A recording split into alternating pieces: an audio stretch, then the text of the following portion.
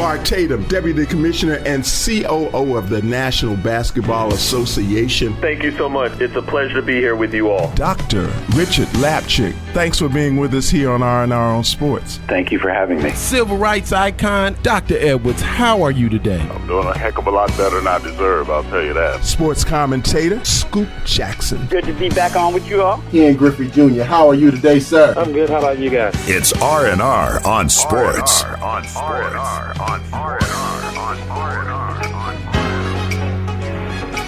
Hello and welcome to R&R on Sports. I'm Howard Robertson. I am resilient, still standing, keeping my butt at home, COVID-19 knocker outer. It's Larry Robinson. What's up, America? What's happening, baby? Knocker outer? Is that what you are? Knocker outer. COVID-19 pugilist. How about that? You're a pugilist. Okay. Yeah. Okay.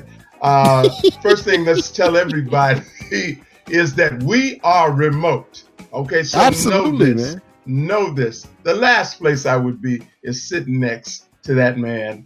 Listen. Somewhere. I would not be sitting next to him because he might be. Y'all know. So hey, listen, man. Listen. I feel that I'm being the Mother Nature is shorting me of my responsibilities. Mm-hmm. See, I believe it's my God-given responsibility and purpose.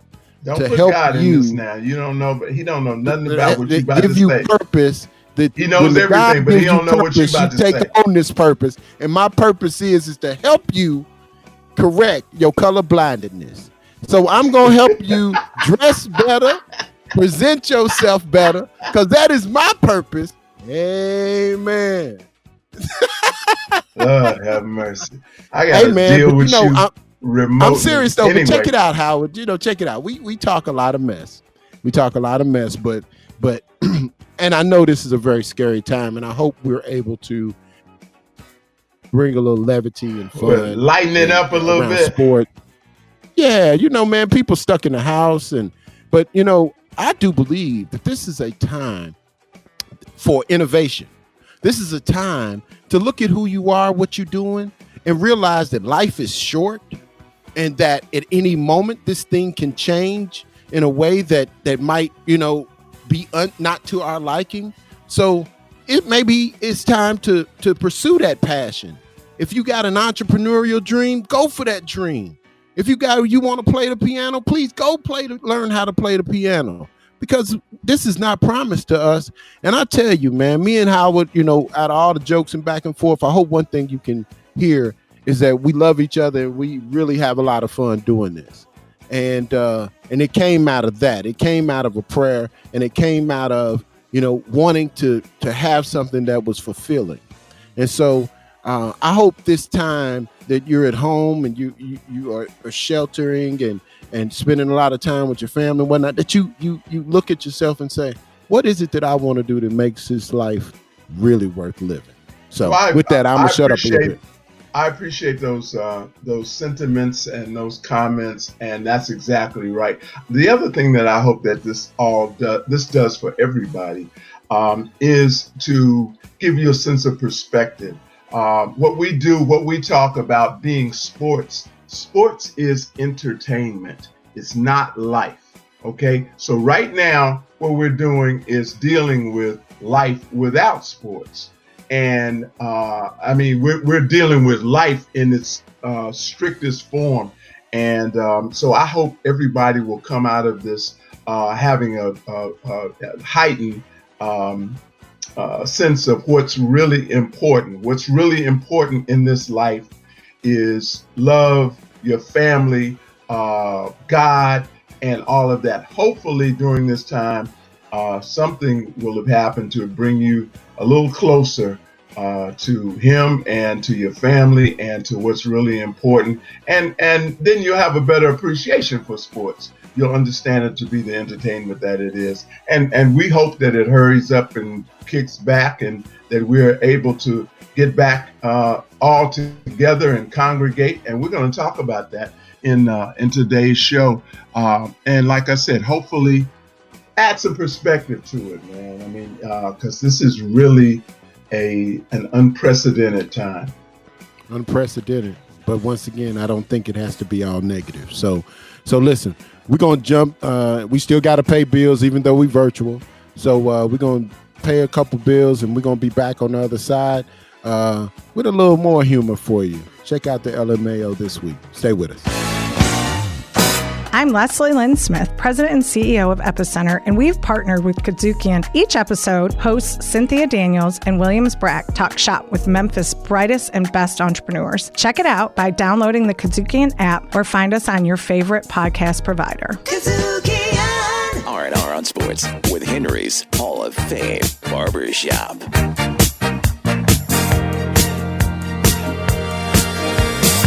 Come on in here and welcome to Henry's Hall of Fame Barbershop. Now, which haircut would you like? Point to it. I'm in chair one. Would y'all shut up? That's the number 12. Yes, sir. That's the Barry White. Baby, go on back there and get that lie for me.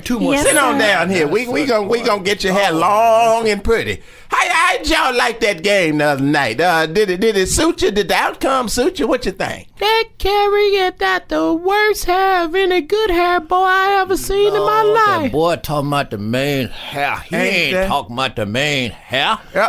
He's talking about his game. What? All he need is all Curry need is some Murrays. Curry needs some Murrays. He need a wine silky. Slick that stuff back in it, and it'd be a beautiful don't need thing. no Murray. He need the Duke. Need the Duke. The Duke. They don't do the Duke freeze no your more. hair up and make it go any way you want it to go. And speaking I've been of bad, in this business for 40 years. I got a little cousin that could braid Riley's hair. speaking of bad hair, did y'all see LeBron James? What's the James, matter with his head? He ain't got no hair. He got tatter. That boy do need a stocking cap. I think he need him some Glover's Moon. That's what he needs. Lover's Moon, boy. Lover's Moon? Lover's Moon. Now I use his Glover's. Glover's That's the reason your hair look like it look Glover's today. Maine, sir. Maine. It's Glover's Maine, Oh, sir. that's right. He got stitches No, in his y'all head. both right. I uses the moon. LeBron is losing his hair. And it will be gone forever. He if you put that is Glover's watching. range. But him and that boy Stephen A. got the same barber. He is washing more face these days. And combing less hair. Now, y'all do know who LeBron James' real daddy is. That Aloysius boy. That Aloysius boy. No, that ain't Aloysius boy. No, that ain't. I know who daddy that is. Yeah. It's Jesse's boy. Jesse James? Yeah. No. Isn't his daddy in the witness protection program? Not anymore. The boy's daddy. Now y'all listen to me now. Well. The boy's daddy, LeBron James' daddy name is Rick. Lord have mercy, boy, you just Rick James. Don't put that on Rick. Super freak. Come in here. I used to come in here with that white guy named Tanner. That's right. That's his real daddy. A lot of people don't know that. Is he biracial? Biracial. No, Rick wasn't biracial. He liked women.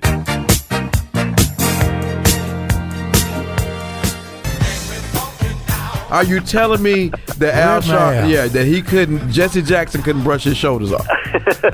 Welcome to Funky Politics, Brother Cornell Belcher. How are you, sir? I'm honored to be a part of Funky Politics. America's not going to fail because of some outside army invades us. No, America's going to fail because of Americans can't get along. Now is not the time to hate or criticize. Now is the time to disinfect and deodorize. Like the incense, it's going to be funky because this is one funky show. Funky Politics.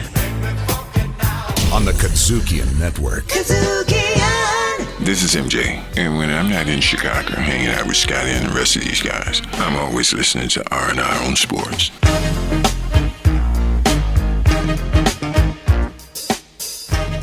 Thanks for staying with us. We're back for more R&R on Sports, and of course, we are talking about this amazing global crisis in which we find ourselves, and never before in the history and mankind have we been anywhere similar to this position in a non-wartime where this has affected everybody's life all over the globe. And so, not the least of which is sports. almost literally everything has been canceled, Larry. Everything. I was watching the Dallas Mavericks game, and when I knew that it was real, when I knew that it was really, really real, I was watching the Dallas Mavericks game, and they were talking about how things were getting canceled, and then they showed that the NBA was getting canceled. The NBA season was canceled to Mark Cuban, and he had no clue. And it was like, whoa! And you saw his eyes, his mouth, and then he immediately went over to the team. And man, I was sitting here thinking like, okay, what are we about to go into? Then, of course, the NCAA canceled, March Madness, and then you started seeing people, talk about, shelter at home and don't go home, and then, recently you got Sam Jackson talking about, stay the F at home. It's an amazing time. Once again, I refuse to let COVID-19 beat down my spirit, man.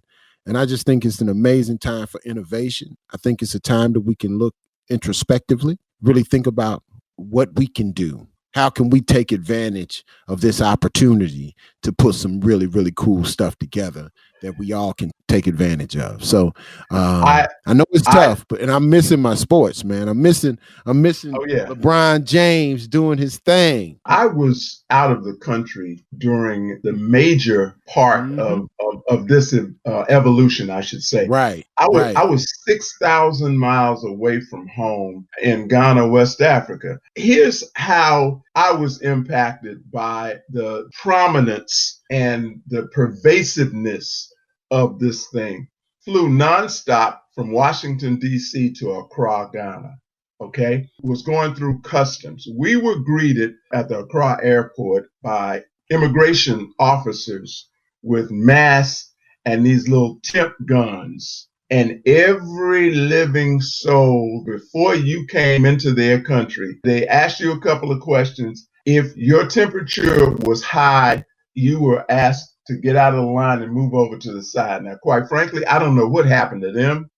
I was just thankful that I was allowed to go on. Even the hotel complex that we were in, if you went out to go shopping or went somewhere and came back, they would do the same thing. They had masks on and they would take your temperature before you were allowed back into the hotel complex. That's how pervasive and serious this thing is. There's some other pieces to this that I really want to make sure that America and the world know that what makes R&R just such a unique property. Okay, you're listening to R&R on Sports on the KUDZUKIAN Network. All right, so go ahead. Listen. We have a newly installed chief of development for Ghana, Africa. Listen, man. Only on R&R. Now, I know I probably butchered up his real title, but so I'm gonna let him explain what is installed mean, because I don't want installed to actually mean, and I don't know if he want me to tell you that because I don't know. Does that mean, what does that mean installed? No, I will tell you. Okay, you just stop right there before you get in trouble. Okay, here we go. Here's the executive summary, folks. So some years ago, DNA evidence showed that the origin of my ancestors was Princestown, Ghana. That is on the west coast of Ghana. DNA evidence linked me to the chief of Princestown, Ghana, where there was a 98.8% likelihood that we shared a common female ancestor. He and I met some years ago, and I had always said if I got to Ghana, I had to go to Princestown. And so I got to go to Ghana and drove from Accra to Princestown, which is like driving from Memphis to Atlanta, about 6.5 hours or so. Little known to me, they had this program set up and the whole town turned out, and that's what Larry's talking about. I was installed. Now, when you're installed, do they wipe you down? Wait a minute. Now, I knew you were going. Don't get crazy. with your nasty self. Because I'd be like, I always used to smell something, but I kind of thought it was. Let me explain. The seats of power, chiefs in Africa sit on a stool.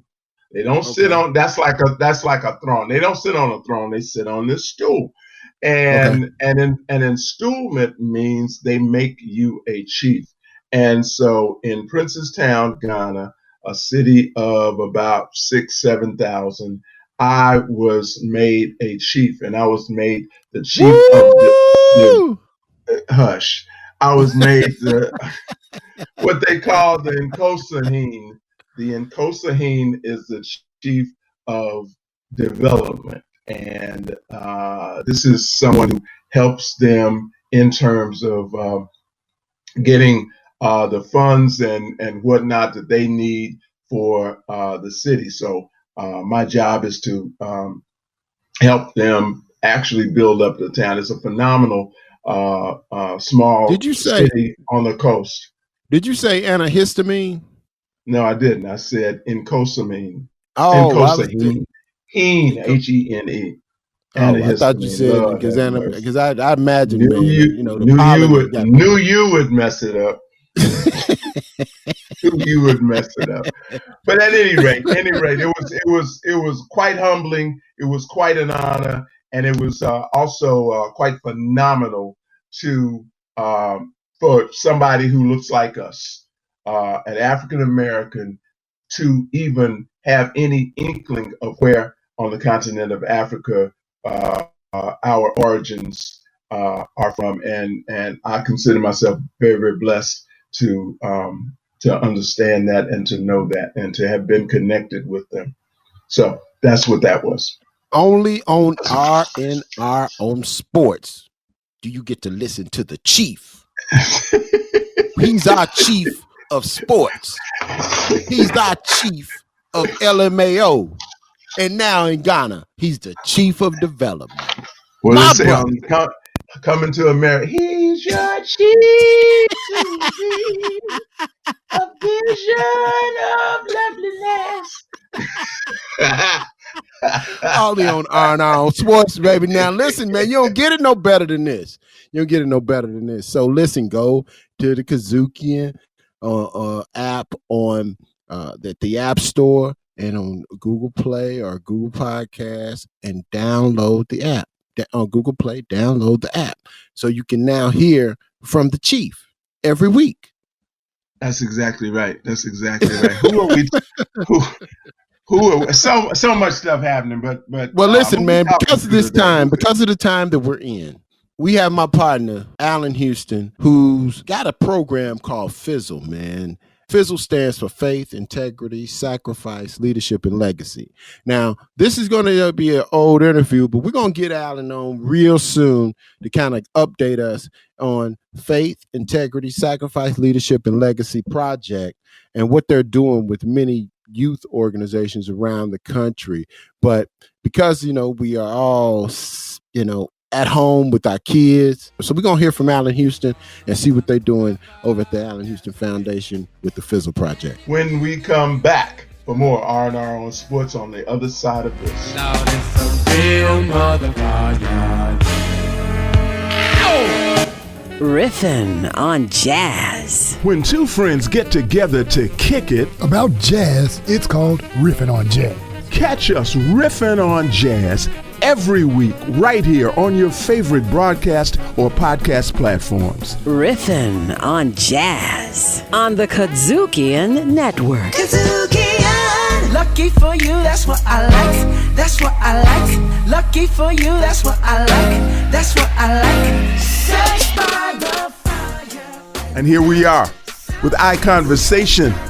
And a great guy that has become somewhat of a regular here on R&R, although he's in New York City and we are here in Mayberry. But he gets down here and gets on the phone and gets with us from time to time. I'm talking about the assistant general manager of the New York Knicks and former all-star shooting guard, and Allan founder Houston.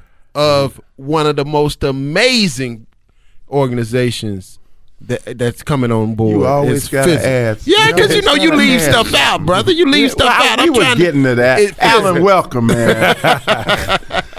Good to be back, as always.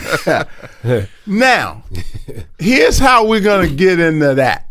So you want to talk about Louisville a little bit? Because he actually learned how to walk on the Crawford Gym floor at University of Louisville. Because we do that in Louisville. I got that. We ball players. See, we ball yourself in that. We ball players. We on the court. We on the but court. You were from the hills, Larry. You from outside of Louisville.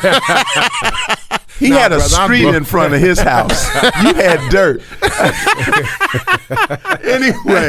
Anyway, now how was it indeed growing up the son of a legend? Yeah. I mean, because Wade Houston was a legend in Houston, in Louisville, and I mean, was there pressure on you as a kid? I didn't really feel pressure. I mean, I felt pride more than anything. Think about it. This is your dad who is playing an highly influential role in essentially guys who are your heroes, and so he's the guy that's kind of instructing and leading them. So it basically gave me such a respect for him that it was hard. I mean, obviously, as you grow into your young manhood, you're going to have bumps in the road and disagreements here and there with your authority figure. But my mother-in-law calls it going over Fool's Hill. Yeah. So some of us, roll over Fool's Hill. Yeah. But some of us circle back and go over do it again. Did a couple of those. I did a couple of those laps. And my whole thing was, look, when I got to the hill and as I started to roll over, what it did is it made me think a lot longer. Right. And that's what the relationship with my father was. Is I got to see a lot of greatness that came from him, not just directly, but kind of indirectly from the players he coached. So by the time I was a high school student athlete that was starting to form my own identity, I felt, at that time I already had a healthy respect for what he had kind of poured into me, and just the whole situation and his influence was big, but I don't think I ever felt pressure because with him being a coach, my biggest pressure was more really kind of like, are you going to live a certain way and not be a great basketball player? But the pressure I felt more was I have to represent his name, represent the city, represent the Louisville the right way, and so that to me was the pressure of living according to the name that he set forth. This is R&R on Sports, and we're speaking with Wade Houston, his son. Allan Houston. Right. We're speaking of Wade's son. We're speaking about Wade, but I'm saying we're speaking of Wade Houston's son. Technically speaking to Wade, because that's what I'm a junior. No, I said we speaking to Wade Houston's son. Allan Houston. Golly, man, what's wrong with y'all brothers, man? I buy you books. Listen, man. I buy you books. I get you magazines so you can read up on this stuff. Right. Too many pictures of them. You embarrass me. Okay. Yeah, too many pictures. Now look. Now see, when we were growing up, the University of Louisville Cardinals were our pro team. Right. I mean, seriously, Right. they were everything to us. How much of that, seeing them train, seeing how much work they put in, was a part of your development as you became a great high school player, a great college player, and ultimately a great pro?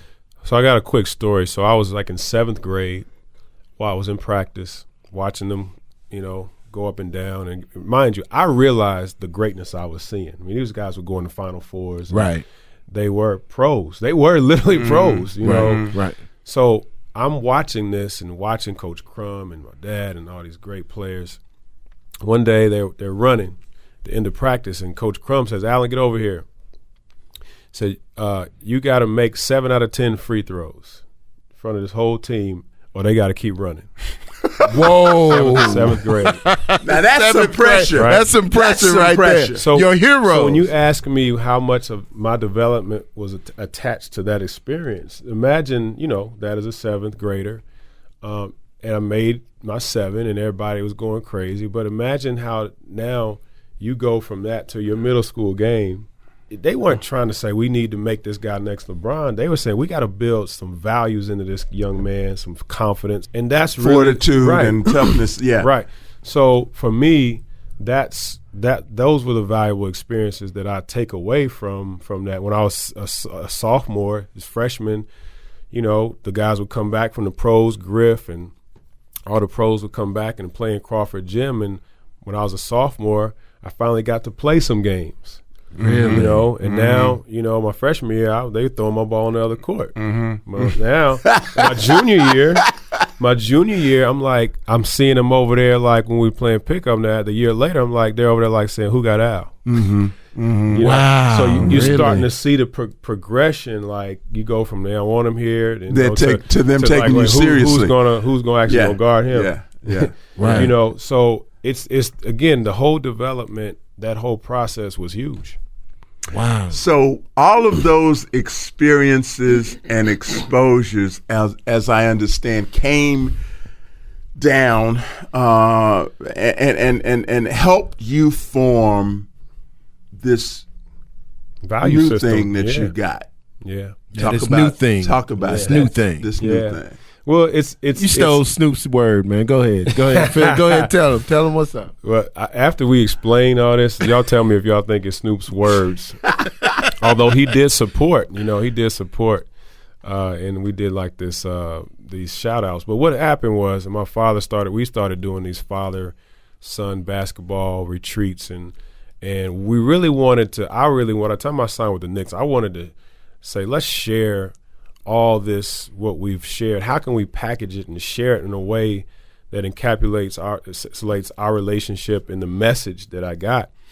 So I was just riding on the plane. I said, well, what is it that if I could kind of sum it up quickly in some words or themes, what would it? And God just basically, literally, man, just took my hand and wrote these 5 words down and kind of put them into one acronym. So I said, well, let's talk about faith.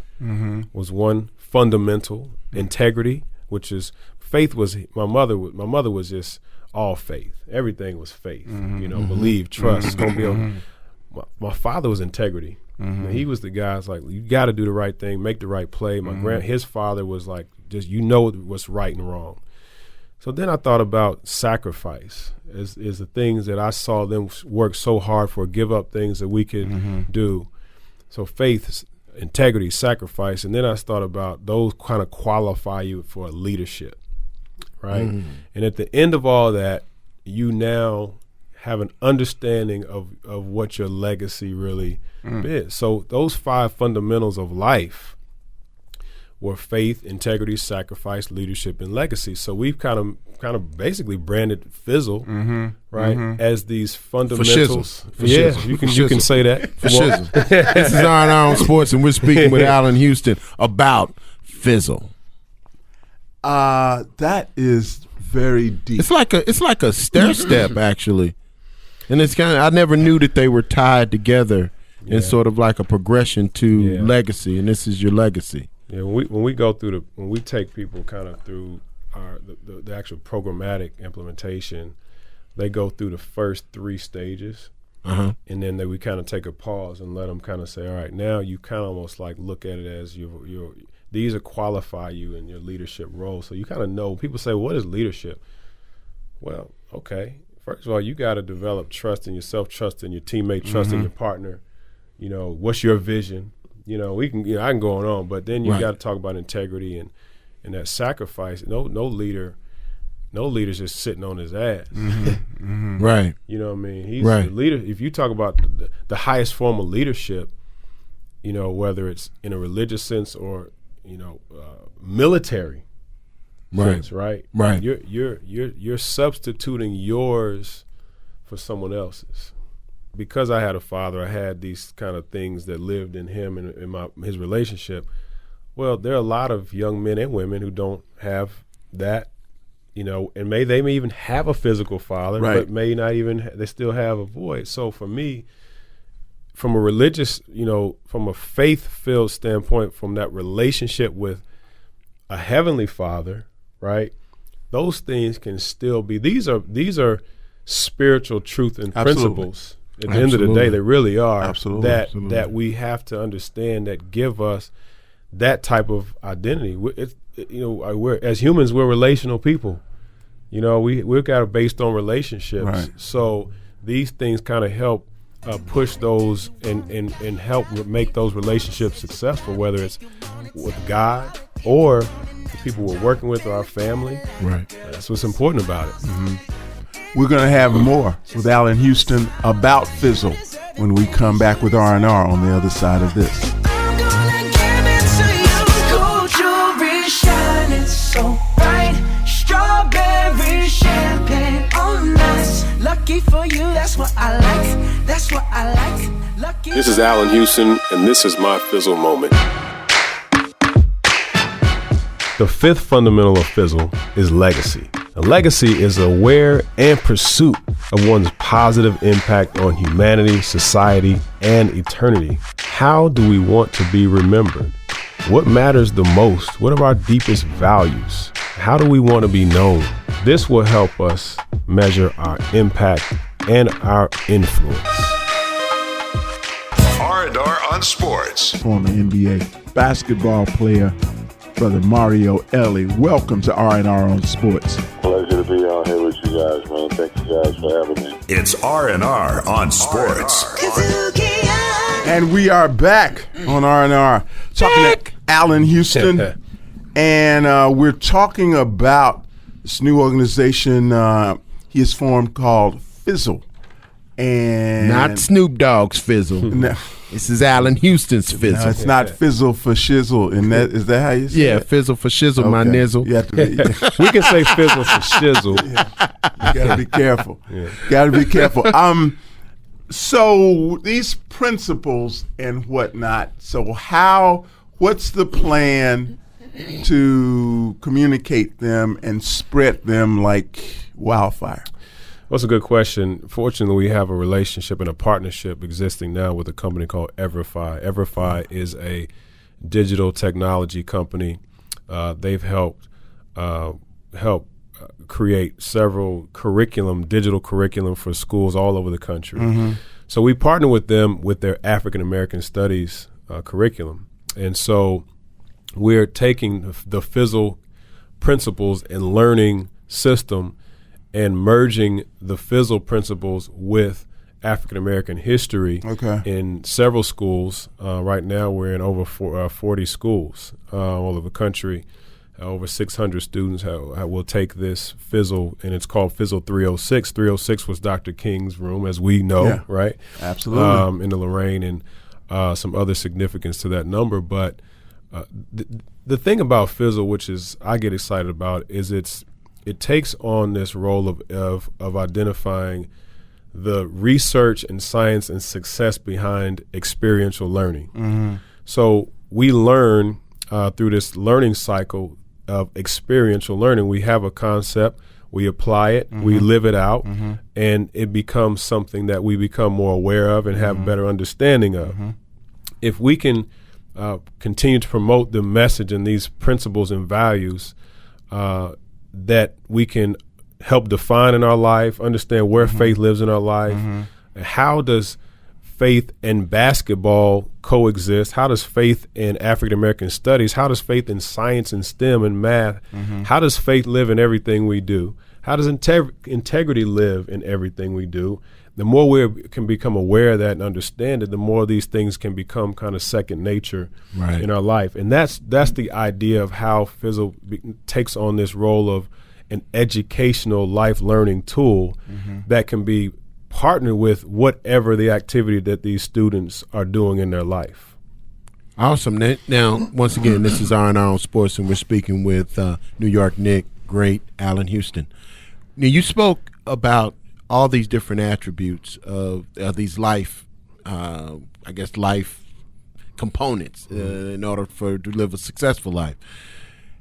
How do you scale it even more so that more kids can have access to this information, more kids can have the impact of the messages that you're sharing? Well, that's the process literally we are in now. It becomes something that the more you make it available, the more you craft the best practices, the more research you do on how it's working, what needs to be improved upon.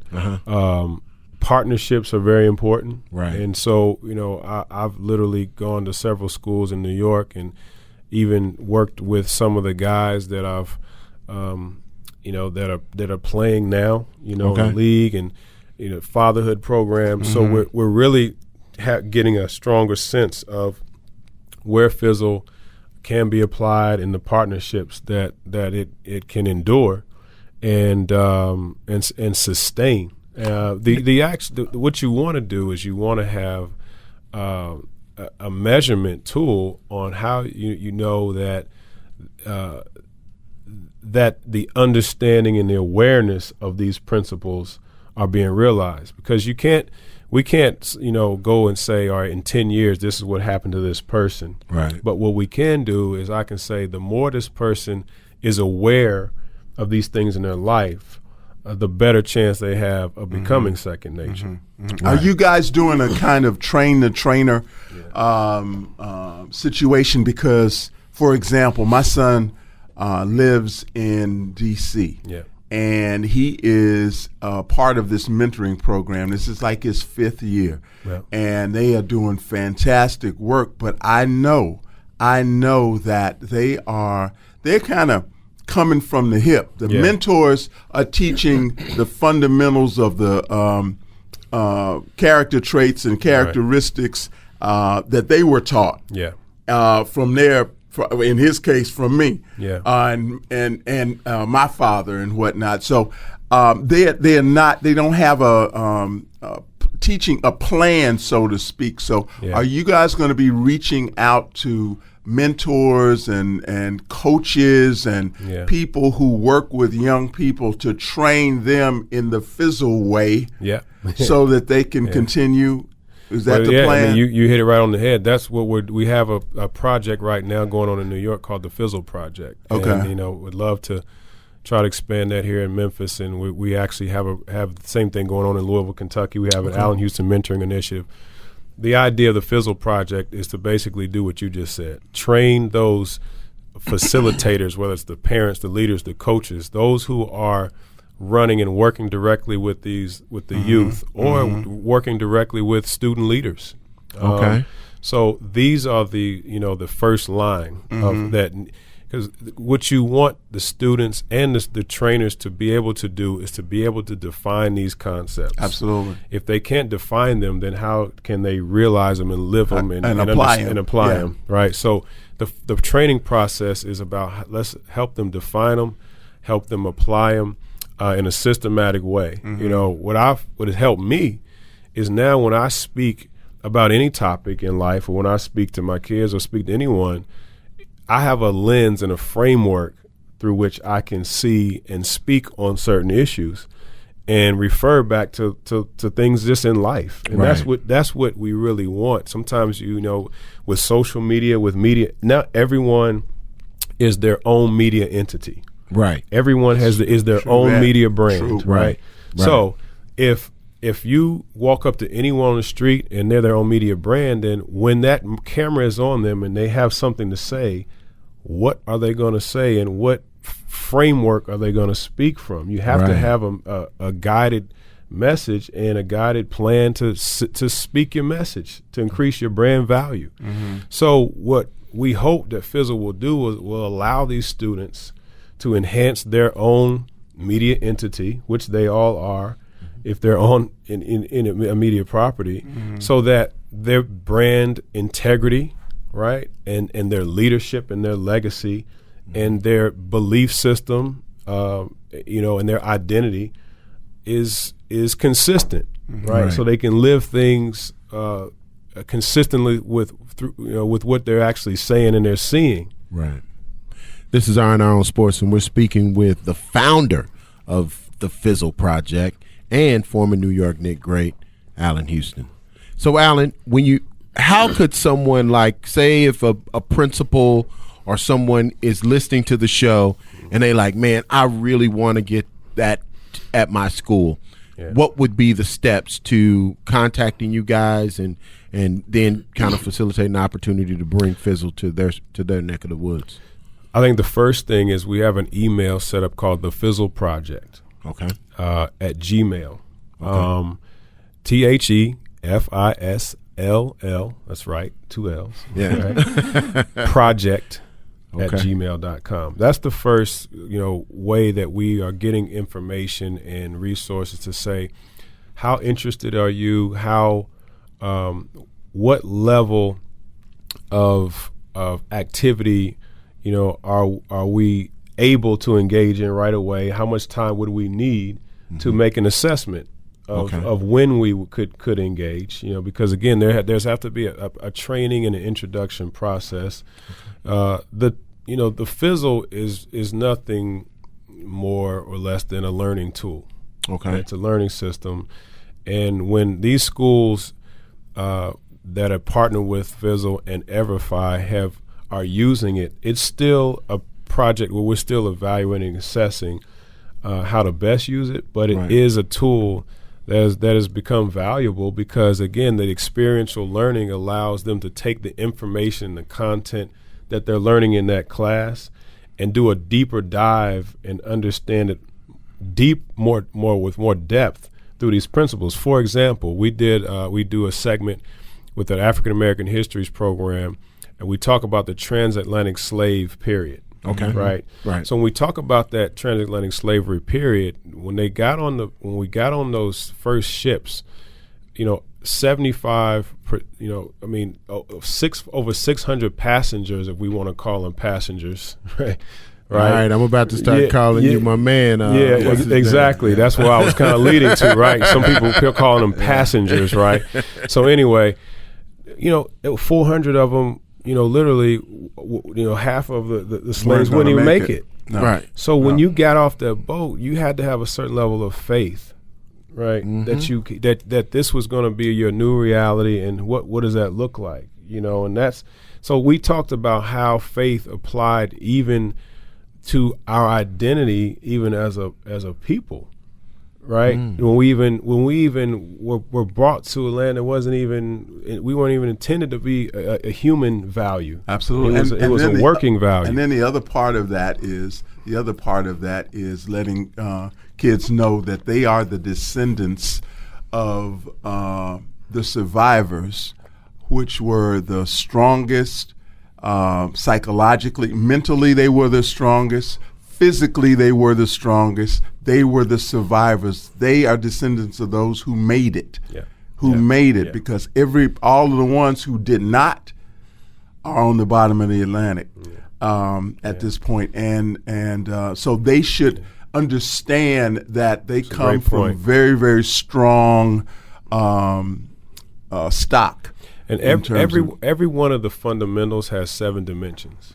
So it's not just faith. So with faith, the first dimension of faith is identity, because you have to understand who you are and whose you are, right? To kind of align yourself with as you move forward through this process. So that's a great insight on that, because again, going back to how you align these principles with whatever they're learning in the classroom or outside of the classroom, that's really where it's embedded. Right. Man, that is awesome. It's called the Fizzle Project. The Fizzle Project. And to get more information, give them the information again. What do they need to do?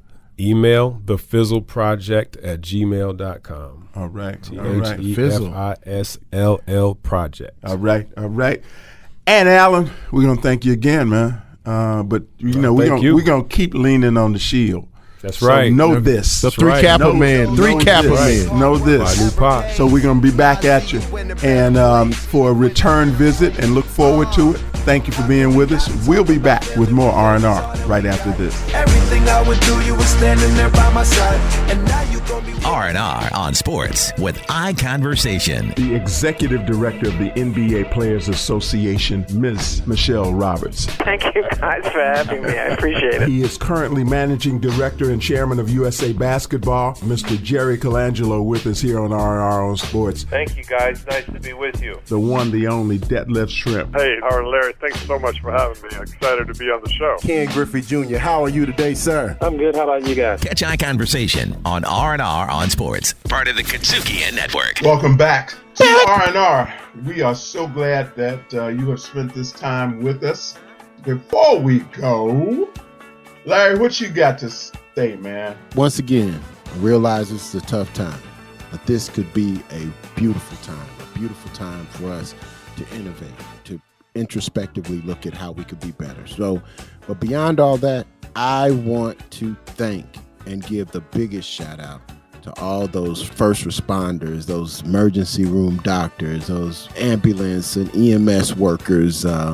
Man, thank you guys, because without you guys, this would be so much worse. So thank you for your tireless efforts, and God bless you, and God bless your families. And keep you safe. Absolutely. Well, speaking of safe, I want to tell everybody to be very, very careful, to protect yourselves and protect your families.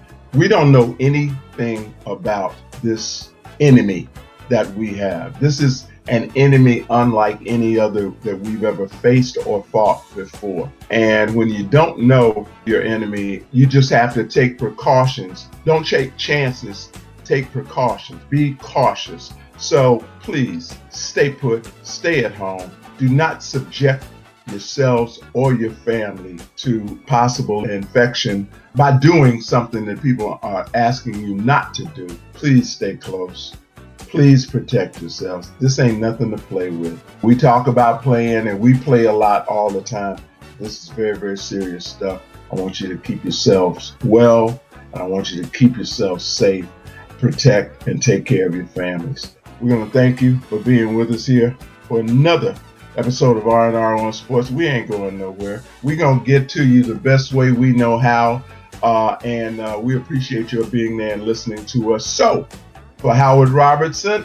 And the dude, the most amazing, the most innovative, Larry Robertson. You did that already, man. You did that already. Well, sometimes, as they say, repetition is the mother of all learning. With that being said, make sure you download the app, Google Play or the App Store, KUDZUKIAN app.